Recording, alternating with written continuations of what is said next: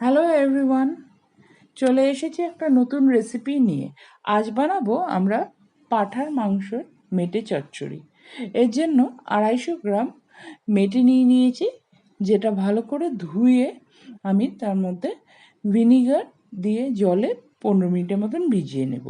এদিকে মশলার জন্য আমরা নিয়েছি একটা মিডিয়াম সাইজের পেঁয়াজ কুচিয়ে নিয়েছি, 12-13 কোয়া রসুন, আদা, লঙ্কা আর টমেটো, যেটা একটা মিক্সিং জারে পেস্ট করে নেব।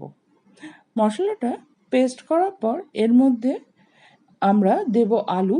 সেই আলুটা টুকরো করে নিয়েছি, আর তার সাথে রয়েছে জিরে, ধনে আর লঙ্কার গুঁড়ো, যেটা আমরা জলে ভিজিয়ে রেখেছি।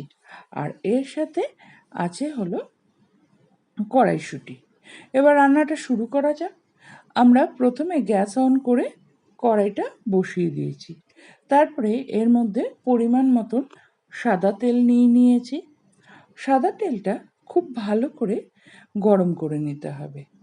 গরম হয়ে গেলে এর মধ্যে আমরা দিয়ে দিব ফোড়নে, প্রথমে দিব আমরা হলো শুকনো লঙ্কা একটা আর একটা তেজপাতা, তারপরে সাদা জিরে। এবার মশলার থেকে ফোড়ন থেকে সুন্দর গন্ধ বেরোলে ওর মধ্যে আমরা আলুর টুকরোগুলো ভেজে নেব। এবার আলুটা যেহেতু আমি সেদ্ধ করে নেইনি, তাই জন্য আলুর টুকরো ভেজে তুলে রাখবো না। এর মধ্যেই আমরা পেঁয়াজ রসুনের পেস্টটা দিয়ে নাড়াচাড়া করে একটু জলটা শুকিয়ে নেব আর একটু কষিয়ে নেব। আর তার সাথে সাথে এর মধ্যে কড়াইশুঁটিটাও দিয়ে দেব। এই কারণে আমি একটু কষিয়ে নিব যে রসুনের কাঁচা গন্ধটা যেন প্রথমে চলে যায়। তারপরে এর মধ্যে আমরা দিয়ে দিব হলো জিরে, ধনে আর লঙ্কার গুঁড়োর, যেটা আমি একসাথে ভিজিয়ে রেখেছি। আর কড়াইশুঁটিটা আমি ফ্রোজেনটাই নিয়েছি। আমি শীতকালে বেশি পরিমাণে কড়াইশুঁটি কিনে ছাড়িয়ে জিপলকে ডিপ ফ্রিজে রেখে দিই, আর সারা বছর এটাই ব্যবহার করি। তা দেখলে পারলেন। এবার পরিমাণ মতন লবণ দিয়ে দিলাম। লবণটা মশলাতে খুব ভালো করে মিশিয়ে নেব। খুব ভালো করে মেশানো হয়ে গেলে এর মধ্যে আমরা দিয়ে দিব হলো হলুদের গুঁড়ো।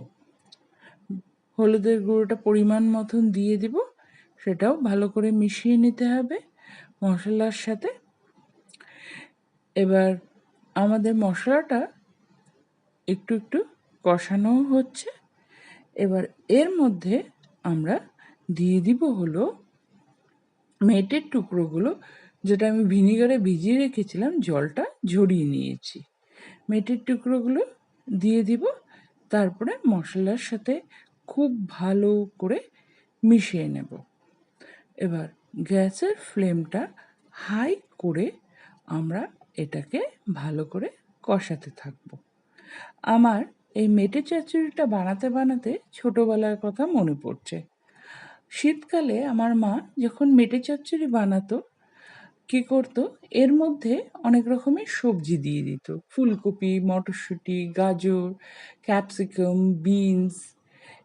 কারণ আমরা দু ভাই বোনই ছোটোবেলার থেকে সবজি খেতে ভালোবাসতাম না, আর মা জানতো যে আমরা মেটে চচ্চড়ি খেতে খুব ভালোবাসি, তাই জন্যই এর মধ্যে সবজি দিয়ে দিত, যেন আমরা দুজনেই খুব ভালো করে সবজিটা খাই। আর সত্যিই তাই করতাম, আমরা মেটের সাথে সাথে সবজিটাও খেয়ে নিতাম। শীতকালে আপনারা যদি এইভাবেও বানান, খুব ভালো লাগে খেতে। যাই হোক, আমি মেটেটাকে ভালো করে কষিয়ে নিয়েছি, বারবার হাতা দিয়ে নেড়ে নিয়েছি যেন নিচে তলে না লেগে যায়। এরপরে ফ্লেমটা লো করে ওটা ঢাকা দিয়ে দিয়েছি। আমরা ঢাকাটা 2-3 বার করে খুলে দেখব 5-7 মিনিট পর পর। তাতে দেখে নিতে হবে যেন কড়াইয়ের মেটে ঝোলটা লেগে না যায় আর মেটেটা সেদ্ধ হয়েছে কিনা। তা দেখুন মোটামুটি ভালোভাবেই কষানো হয়ে গেছে, আর মেটেটাও অনেকটাই সেদ্ধ হয়ে গেছে। এবার এর মধ্যে আমাদের দিয়ে দিতে হবে হলো পরিমাণ মতন জল। আমি এটা ঝোল করব না, এটা তো শুকনো হবে। এই জন্য জলটা পরিমাণ মতন দিয়ে আমি জলটা ফুটিয়ে নেব। আর আমি এখানে নর্মাল ওয়াটার ইউজ করেছি, আপনারা চাইলে হালকা গরম জলও দিতে পারেন। দেখুন জলটাও শুকিয়ে গেছে এবং বেশ একটা গামাখা তৈরি হয়েছে। আমি আরেকটু শুকিয়ে নিব, এই মেটের চচ্চড়িটা একদম শুকনোই করব।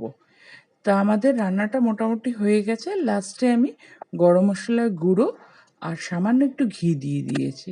দেখতেই পাচ্ছেন মেটে চচ্চড়িটা হয়ে গেছে একদম শুকনো মতন। যদি আপনাদের এই রেসিপিটা ভালো লাগে তাহলে অতি অবশ্যই লাইক শেয়ার করে দেবেন আর আমার চ্যানেল মায়ের রন্ধনকে সাবস্ক্রাইব করে দেবেন।